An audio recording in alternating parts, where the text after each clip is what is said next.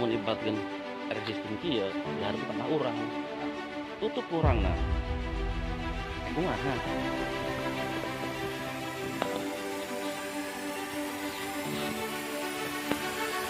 tetap bisa imal jalan kurang ditutup.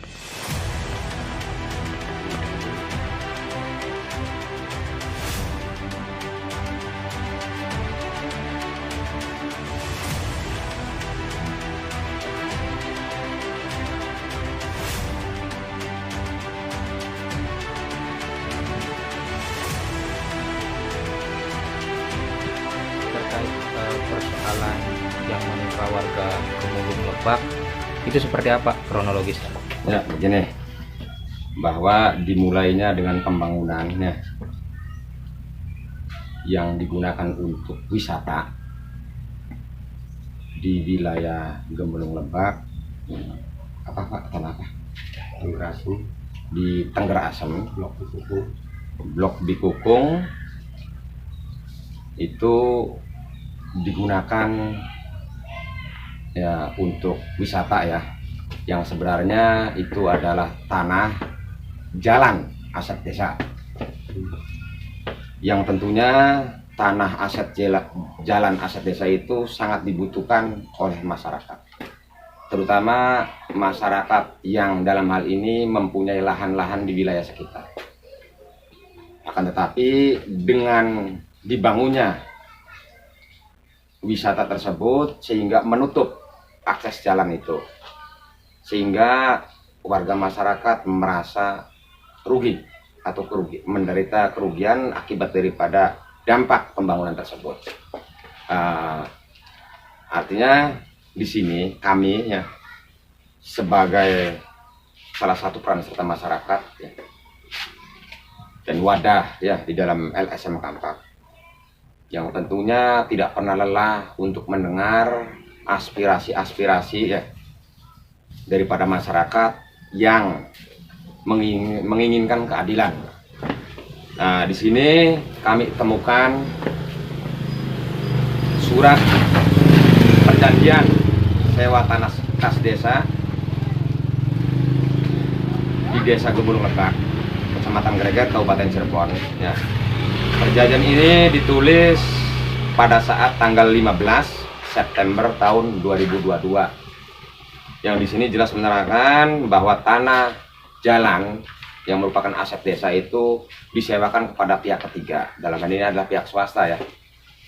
Artinya di luar daripada masyarakat Lebak, Gemulung Lebak itu sendiri. Ya. Akan tetapi apapun ini ceritanya, ya,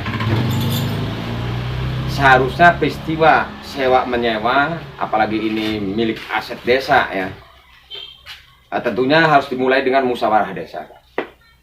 Musyawarah desa ya, terkait masalah pemanfaatan aset desa yang mungkin nantinya akan terbentuklah sebuah perdes ketika ada kesepakatan. Akan tetapi di dalam musyawarah desa itu kan tentunya ya demi sebesar-besarnya untuk kepentingan masyarakat, agar tahu nanti dampak negatif dan positifnya itu kan masyarakat itu sendiri yang merasakannya. Agar tapi di sini kami ya menerima aduan daripada masyarakat yang dalam hal ini memang terdampak akibat daripada pembangunan wisata tersebut ya, yang mengatasnamakan bahwa sewa tanah tersebut karena pemanfaatan daripada tanah kas desa yang tidak produktif atau tidak berfungsi, yang alasannya karena longsor, Pak. Pertanyaannya gitu loh, sudah tidak mampukah pemerintahan desa ya dengan segala anggarannya yang tentunya turun daripada APBN yang disebut dana desa, dari Banprop juga yang jelas dari provinsi ya, dan dari hal-hal lain, pemasukan lain termasuk PAD, untuk menganggarkannya pembangunan jalan yang tadi katanya longsor, bukan malah disewakan yang akan mengakibatkan ya dampak kerugian daripada warga yang punya lahan, Pak. Jelas apapun bentuknya pembangunan apapun sebesar-besarnya jelas demi meningkatkan ya, ekonomi masyarakat, bukan membunuhnya. Gitu loh. Nah, ini diatur, Pak. Perjanjian sewa menyewa sudah diatur ya, terutama dalam peraturan Menteri Dalam Negeri nomor 1 tahun 2016 tentang aset desa. Di situ jelas semuanya itu atas dasar perencanaan, ya, pemanfaatan, pengelolaan, pengawasan, dan juga pertanggungjawaban. Ini semua diatur, Pak. Diatur. Dimulainya akan dilahirkan musyawarah desa. Setelah musyawarah desa, ketika sepakat, maka nanti akan lahirnya peraturan desa tentang pemanfaatan, ya, aset desa. Nah, setelah pemanfaatan aset desa itu pun akan kembali diadakan musyawarah. Bagaimana caranya nanti akan lahir peraturan KUHU tentang pengelolaan, Pak. Pengelolaan aset desa. Yang boleh itu untuk pembangunan, boleh itu mungkin untuk tambahan tunjangan ya daripada KUHU dan perangkat desa. Nah, dan juga nanti akan lahir keputusan KUHU. Surat keputusan KUHU terkait masalah pemanfaatan. Ya, sekarang nanti akan dispesifikasikan untuk apa. Itu pun tetap atas dasar musyawarah dulu. Musyawarah. Nanti akan disusun segala sesuatunya oleh Sekdes, kan gitu. Sehingga nanti akan ke lembaran desa gitu, dimasukkan ke lembaran desa. Dan itu nanti akan sesuai. Namun begitu kan, apabila awal musyawarah desa itu tidak dilakukan, bahkan tadi sempat saya baca berita di media dalam hal terkait permasalahan ini, itu jelas PAW atau Pak Ku Akman itu menerangkan bahwa dia mengakui bahwa itu belum sesuai dengan regulasi. Artinya musyawarah desa itu belum ada, Pak. Harusnya musyawarah desa itu ya diberlakukan ya setiap tahun sekali.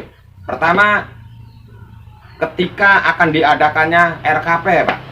Ya, RKP itu nanti akan membentuk suatu peraturan desa tentang RKP, rencana kegiatan pemerintahan. Ya, yang akan dibiayai oleh tadi APBDes. Karena semua hasil baik transfer dari pusat, dari provinsi, bahkan dari kabupaten, juga pendapatan asli desa, itu semuanya harus masuk ke dalam rekening desa dulu. Rekening desa melalui APBDes atau penjabaran APBDes ya, itu akan bisa keluar dengan alasan pengajuan DPA dari PKA, Pak. Dari PKA. Nah, tentunya nanti bendahara ketika sudah disetujui, diverifikasi oleh sekretaris desa dan disetujui oleh KUHU, ya, baru bendahara akan mencairkan pengajuan itu atas dasar RAB di dalam DPA itu, Pak. Yang nanti disebutnya SPP, surat pembayaran. Surat perintah pembayaran, Pak. Dan nanti juga sama akan lahir LPJ. Itu sama, yang namanya DPA itu ya disusun dan diajukan oleh KAUR dan KASI, termasuk sirtap dan tunjangan lainnya. Itu semua termuat di situ, Pak. Nah, di sini ketika musyawarah desa saja belum pernah diadakan, bagaimana akan masuk ke dalam APBDes? Bagaimana akan masuk ke rekening desa? Di sini juga di dalam perjanjian ini yang saya lihat ironis, Pak. Masa sewa tanah kas desa aset jalan yang seharusnya dibangun ya untuk pemberdayaan masyarakat ya agar kegiatan ekonominya lancar, malah disewa di dalam 5 tahun cuma 10 juta. Artinya setiap tahun cuma 2 juta. Apakah dengan angka 2 juta itu tega ya untuk membunuh daripada kegiatan ekonomi masyarakat? Artinya ironis. Dan ketika suatu sewa menyewa yang jelas di sini ya ditandatangani oleh KUHU dan juga disaksikan tentunya oleh ketua BPD. Ini ironis, Pak. BPD kemana saja? Apa BPD itu nggak paham terkait masalah aturan?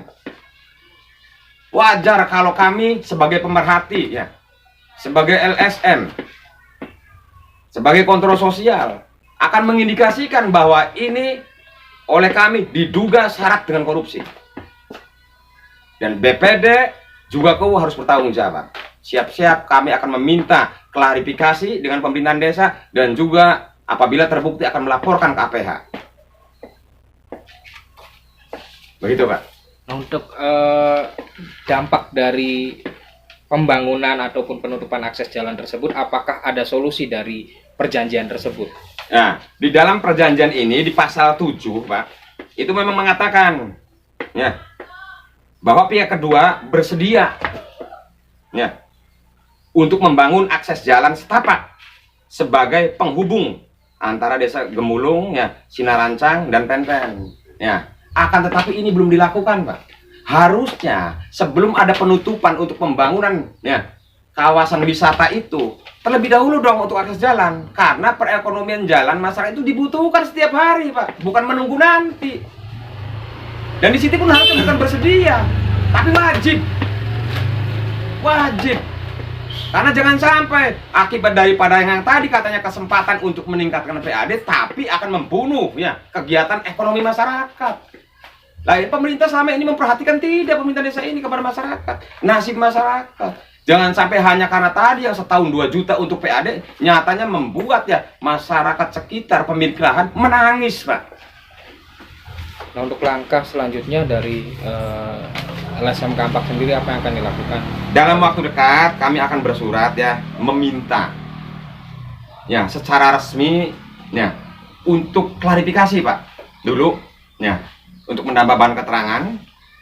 Nah, nanti apabila memang bisa diperbaiki ya mungkin kita dukung, akan tapi apabila ditemukan ya syarat-syarat korupsinya, ya memang penegak hukum nanti yang akan berwenang. Kita akan melaporkan. Bagian nanti. Begitu.